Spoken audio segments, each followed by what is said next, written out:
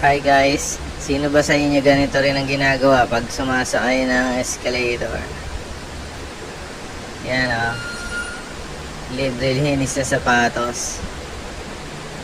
Pero mga kids ha, huwag niyong gagayin to kids. Napakadelikado nito.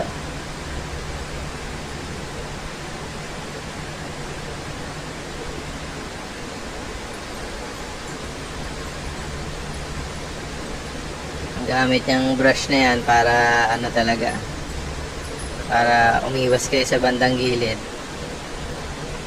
Medyo nakakatuwaan lang, kaya tinatry na panlinis din na sapatos. Wala naman masyadong tao. Pero yung mga bata, huwag niyong gagayahin to, delikado to para sa inyo.